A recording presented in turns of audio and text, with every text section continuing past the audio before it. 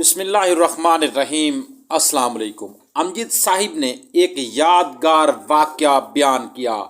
ایک مرتبہ میں فردوس جمال اور عابد علی کے ساتھ P T V Lahore station کے گیٹ کے باہر کھڑا تھا۔ ان دنوں میرا ڈرامہ وارث ٹی وی سے نشر ہو رہا تھا۔ وہ رکشے کا انتظار کر رہے تھے اور میں کسی کو ملنے کا منتظر تھا۔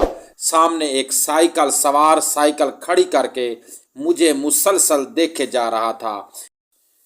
اس نے تیل میں بھیگے ملیشیے کے کپڑے پہن رکھے تھے۔ عابد علی اور فردوس جمال کے رخصت ہونے کے بعد وہ میرے قریب آیا۔ میں اس کے مسلسل دیکھنے کی وجہ سے بے چین ہو رہا تھا۔ قریب آ کر اس نے پنجابی میں پوچھا، سر وارث تسی لکھیا سی؟ سر وارث آپ نے لکھا تھا؟ میرا فوری تاثر یہ تھا کہ وہ نیلام گھر کا یا کسی اور پروگرام کا پاس مانگے گا، سو میں نے سپاٹ لہجے میں کہا، ہاں بھائی، کیوں، کیا بات ہے؟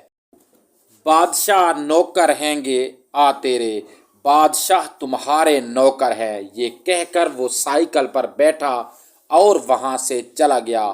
تب مجھے احساس ہوا کہ ایک دنیا کی مار کھایا ہوا شخص میرا شکر گزار ہوا ہے کہ میں نے اس کے حقوق کی بات کی ہے۔ مجھے لگا کہ ساری مجبور عوام کہہ رہی ہے، تم نے ہماری بات کی ہے۔ اس بات نے میرے دل پر بہت اثر کیا۔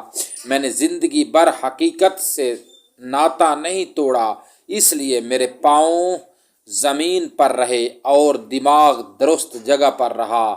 عرفان جاوید کی کتاب سرخاب میں امجد اسلام امجد پر خاکے۔ اللہ رب العزت امجد اسلام امجد کو جنت الفردوس میں اعلیٰ مقام عطا فرمائے اور درجات کو بلند فرمائے۔